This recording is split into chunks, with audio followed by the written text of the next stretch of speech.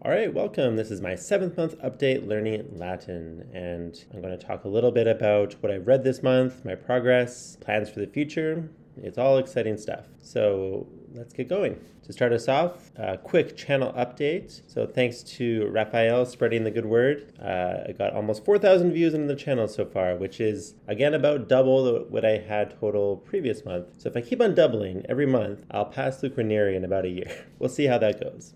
My guess is probably that's not going to happen. Not that I care too much about this YouTube channel in terms of views, but it's fun to see people checking out the content. So thanks everyone for checking out all my updates, and hopefully it's been helpful to people who are at a similar place in their learning. Great, so let's talk about what I read. So the main things that I read, number one was Nutting's First Latin Reader, I think it's called. So it is right over First Latin Reader by Nutting, which is, let's see what I had to say about it. So basically, in case you don't know, this is it's a reader that uses the grammatical constructions and vocabulary of Julius Caesar, but instead of telling war stories that take place in Antiquity, the stories talk about American history and American events. So it's sometimes a little weird because the language that they use, things like barbarians and the glory of conquest and stuff like that, which in the context of Antiquity and a little bit of historical distance, it's fine to read, but when it's a little bit closer to home, especially when you talk about Native Americans, indigenous people of North America, it gets a little bit questionable morally pretty quick. But in terms of actually reading it, I thought it was actually a great reader. I think it really learned a lot about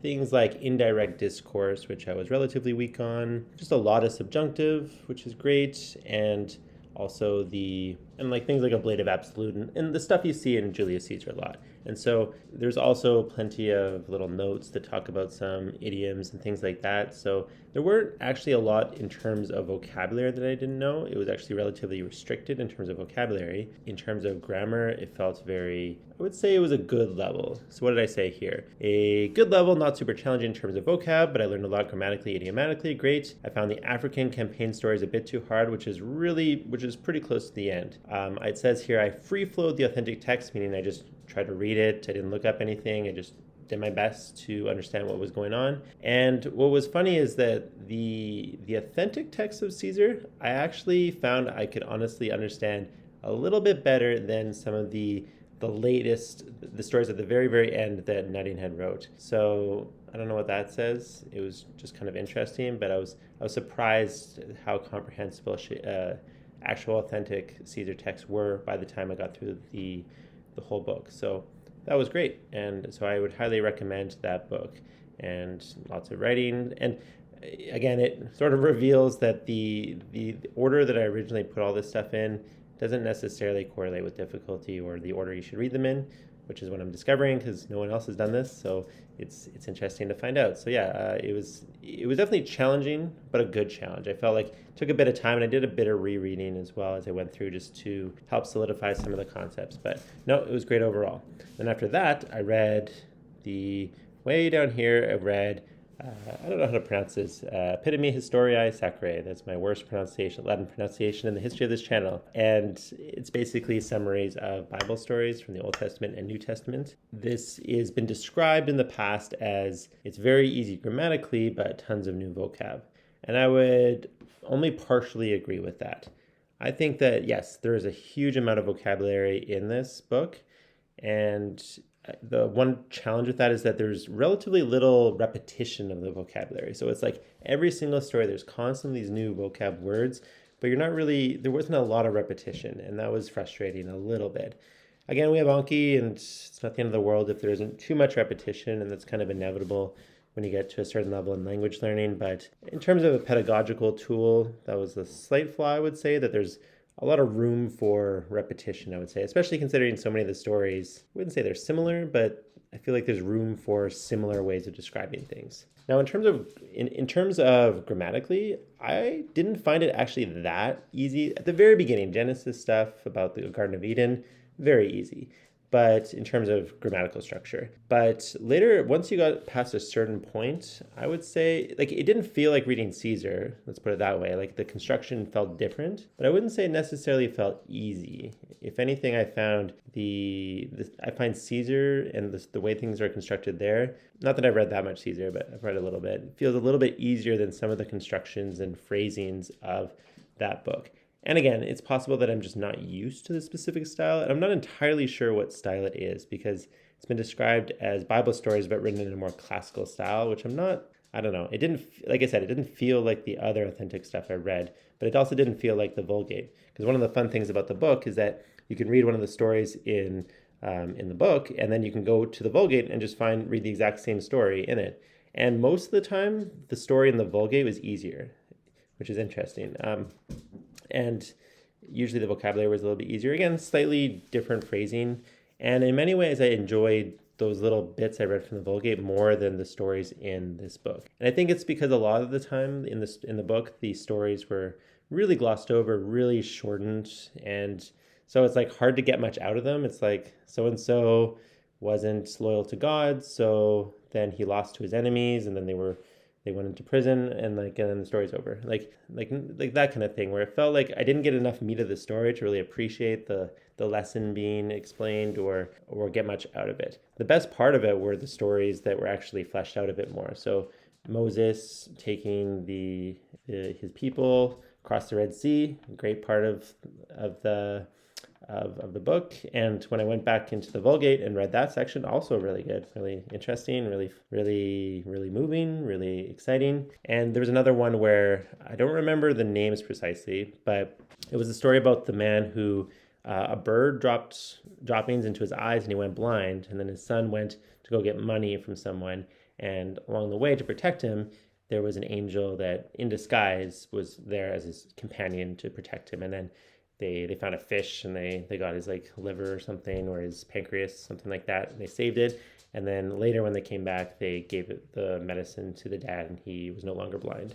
And that story was great because, again, it was a longer, more extended story. I felt I got more out of it. I felt like, again, I'm not reading these stories necessarily in terms of the religious component, but in terms of a narrative, it felt much more moving, much more interesting to read. And so the stories that were very short relatively and not really go into much detail, I didn't find particularly compelling. So it was kind of a mixed bag in terms of the quality of the stories. Again, it's not the fault of the stories themselves, it's more the summaries of them, because again, from the little bit of the Vulgate that I read in response to some of these stories, for the most part, I enjoyed the Vulgate stuff more. Not just because the language is a little easier. I wouldn't say it's really even that. Just I found it seemed like the stories were more compelling in the original translation text. So I would recommend people reading it, but it definitely felt like the odd person out in terms of these supplements. It didn't feel like there was this natural progression between some of the stuff I read and the nutting one with American history, and then this, it felt kind of its own thing. And what that thing is, I'm not entirely sure. But anyways, once I did that, I finally read Ritchie's Fabulae Faciles, which I definitely misspelled over here. And that was great. That was fantastic. So Ritchie's Fabulae Faciles, I should probably pronounce this in proper pronunciation, but great text. It's basically just, I think it's Perseus, Hercules, Jason and the Argonauts, and Odysseus. Those stories basically in a simplified way, but grammatically complete, basically. And I would say it was fantastic. It was a lot of fun to read. I would say it was relatively easy. I would say at least most of it. I would say once we got to the Jason and the Argonaut stuff, it started to slow down a little bit in terms of how quickly I could go through it. The first half, though, I could read very quickly. And there was relatively few words I didn't know, which is great. And the ones I didn't know, it was easy to sentence mine, so that was cool. And just overall, it was a fun read. I really enjoyed it. And it was fun to finally get to the part where I mentioned in my previous video about satis constat, which is a little idiom that I didn't know. And I put that into Anki just to make sure I never forget it. There's something about being slightly embarrassed when you make a mistake that really just sticks in your brain when you are language learning. So I will probably never forget that for the rest of my life, that particular phrase, which is funny. Not that I was embarrassed by reading it aloud and trying to explain how I did, but I definitely made sure that I will never forget that. But yeah, it was a great book, not super long, and highly recommend it. Now, in terms of I actually wonder if maybe I should have read that before I read Nutting's A First Latin Reader. I always forget what it's called. Yeah, First Latin Reader, because it did feel a little bit easier than that, but I'm not sure. Maybe it was easy because I read A First Latin Reader first. But I might consider, if I was reorganizing this, maybe do Ritchie's Fabulae Faciles first, and then A First Latin Reader, then the Epitome Historiae Sacrae, or whatever it is, like the Bible stories, maybe do that after, and then move on. I'm not really sure. It definitely felt like it was all of a sudden, wow, this is way easier than what I was doing before. So I'm not really sure. All right, and now finally, what I'm working on right now is going back to Nutting, H.C. Nutting, hopefully I'm pronouncing that right, is At Alpes, A Tale of Roman Life, which is probably the most celebrated, it's not really a novella, but reader, I guess, of all the supplementary readers out there, and was revived, I suppose, by Latinitium, and is now widely read by Latin learners, and basically about a family on a boat, and they're sailing to Rome, and they tell stories and about as they are on the boat, among other things. So I'm about 10 chapters in, and it's going great. Like I said, you could argue that it's slightly above my level, perhaps, because there are some occasional phrases I just don't understand. Maybe it's like their idioms, I guess, mostly, that I've never seen before. And in terms of vocabulary, in many ways, not as grueling as Epitome Historiae Sacrae, which felt very grueling in terms of how much unknown vocabulary there was and how many Anki cards I had to make. Whereas this, it feels very manageable. I would say I make about 7 to 10 Anki cards per chapter. Now, there might be some words that I don't know that I'm not making Anki cards because there might be more than one word in the sentence I don't know, so I just skip those ones. I would say it's very manageable. It's like it's honestly like a perfect level for me, I would say. It's like a challenge and I'm getting through it, and I'm learning a lot, but it's not so challenging that I feel like I'm making relatively little progress. There's nothing wrong with trying to read a harder text, and you can learn a lot from that, but it does feel like again, maybe perhaps just a hair more difficult than I'd prefer, but it's going really well. Yeah, like I said, 10 chapters in, so about a quarter of the way through, I guess. And yeah, and one thing I am doing is I found this one page that has interlinear translations of the whole book. So basically the idea is I would read it, and if there's like a word I don't know, I would just look that up in Wiktionary if I don't know it, and then I'll try to understand the sentence. And then if it seems like it's like a phrase or an idiom that I'm just like kind of confused and it's not explained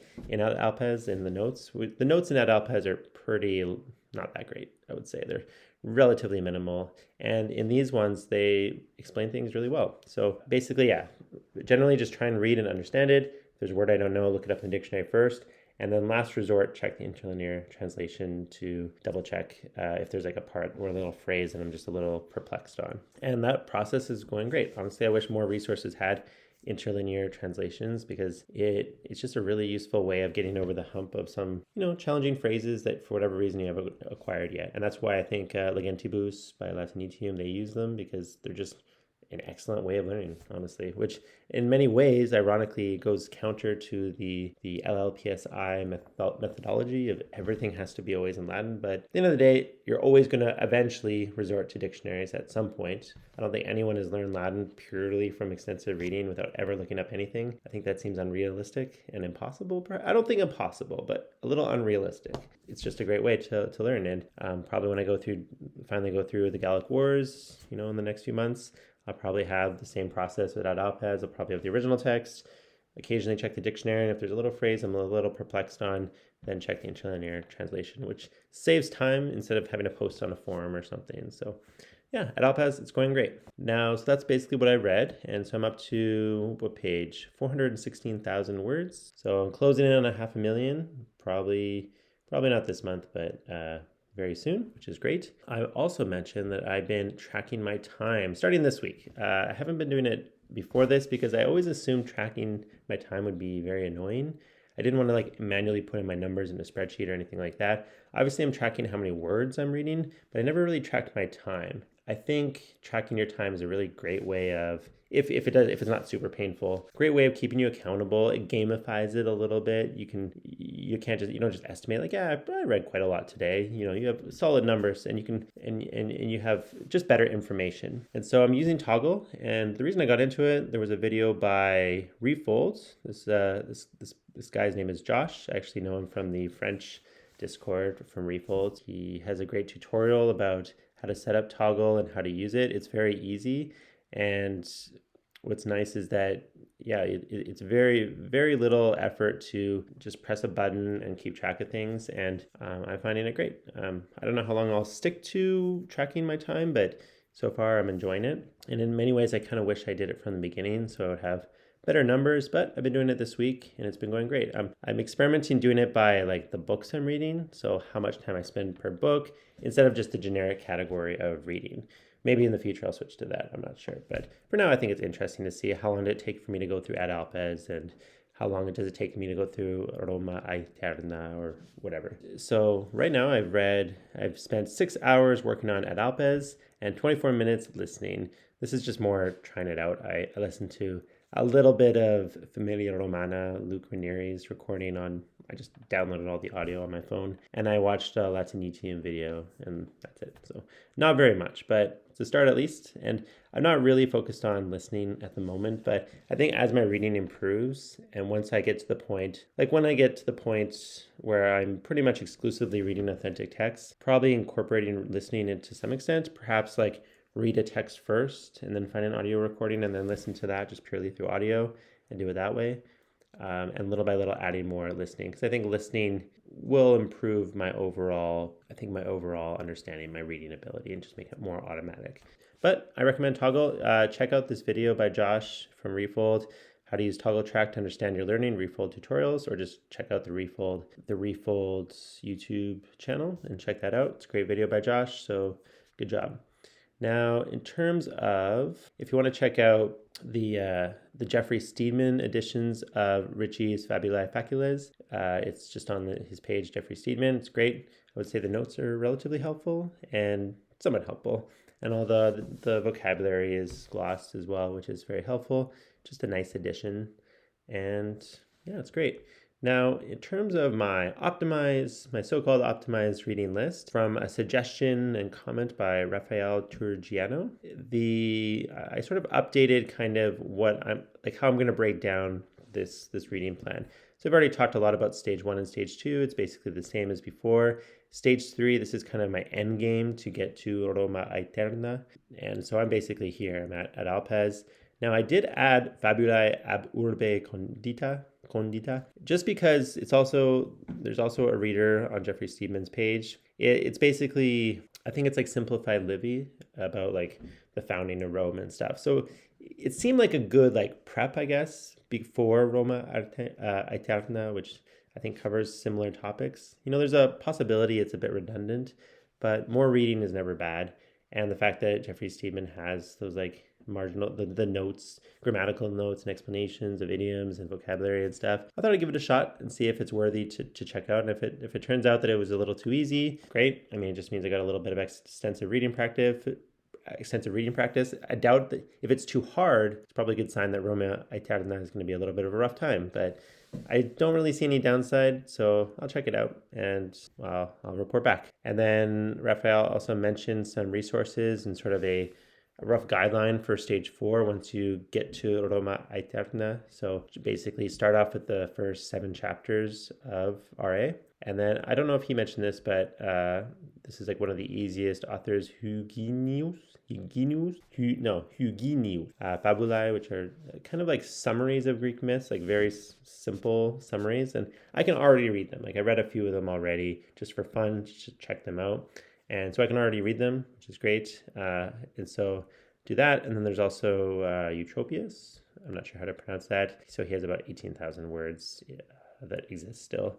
And so read that, and then do the Gallic Wars, the Orberg reader, or he suggested there's another reader as well you could check out.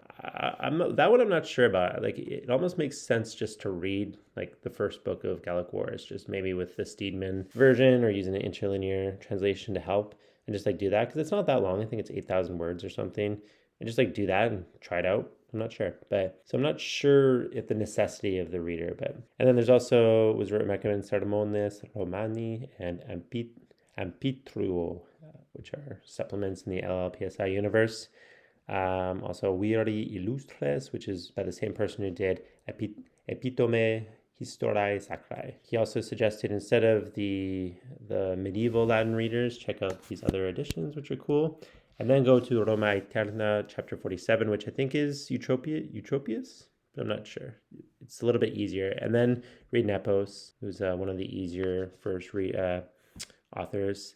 And then read Roma Aeterna, the Livy stuff, and then the Cicero and Sallust stuff, and then Cicero, Sallust readers, and then Gesta Romanorum. So this is very tentative, of course. It's very theory of craft. So this will be one thing I thought of considering adding is adding like a book of the Bible or the Vulgate along here with it. So like maybe Roma Aeterna, this stuff, and then maybe Genesis, and then do a little more of this stuff, then Exodus. I don't remember the exact order of the Bible. Books of the Bible, and then so on. So instead of having to read like 500,000 words all in one go, maybe treat each like book of the Bible as its own book, basically. And that way it's sort of spread out a bit more, but it might be a nice way to add some more extensive reading and just different style of writing. So I'm not really sure, but so again, stage 4, this is me. This is just a very tentative plan, but I'm sure it'll change in the future. Okay, last thing I'll talk about is my Anki stats. Let's take a look at that. I'm almost at the point to just delete my Familia Romana deck because I only get like 1 or 2 reviews a day. So maybe next month I'll just have deleted it, but it doesn't take very much time. Currently my mature rate in terms of cards of getting them correct is 86%, which it was actually dropping down to like 82% for a little while, but 86% is very healthy. It means that it's just a good amount. And so that leeches are being taken care of and there's no issues with my retention. So 86 is great.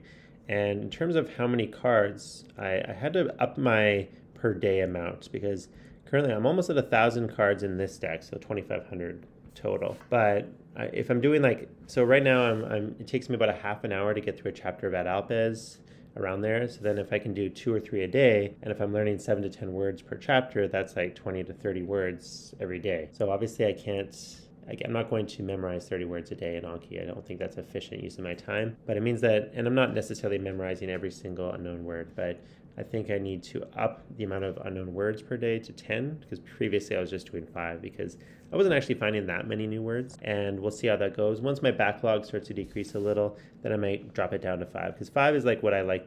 It's my favorite amount, I would say, in terms of new Anki cards. It feels like pretty easy to do. It takes me very little time, like 10 minutes, less than 10 minutes per day. So in terms of actual time, it's not very significant.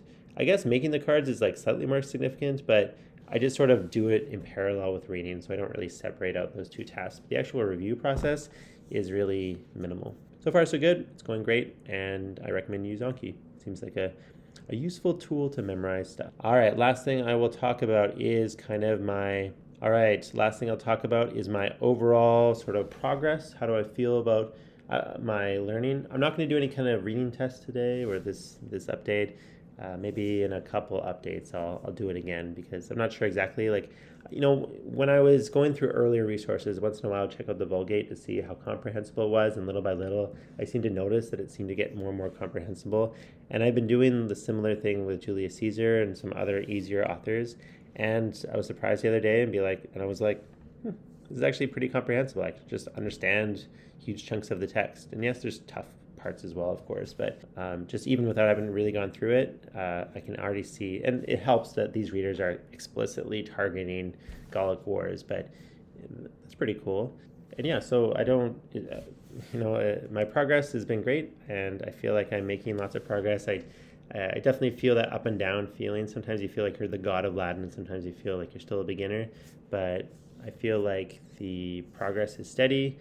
I'm improving. My knowledge of grammar is improving, and declensions and verb tenses all seems to be getting better little by little. So yeah, nothing much to say about beyond. Turns out the more you read and the more you listen to things, the better you get at it. Who knew, right? So that's pretty much it, I guess. So next month, the plan is to get throughout Alpes, read Fabulae ab urbe condita, and then start Roma Aeterna. And I don't think I'll be able to finish that selection. I don't know how many words it is, but I don't think I'll be able to finish that section before the end of the month. So all goes according to plan, I should be well into Roma Eterna, got it to stage 4, and then well on my way to setting aside any of these readers and learner resources and just be only reading authentic texts. Then it's all gravy, right? Because that's the dream, right? Reading authentic texts. That's why we're doing this. The only reason we're really doing this. So once I get to the point of just reading authentic texts, it's like I guess I've learned Latin.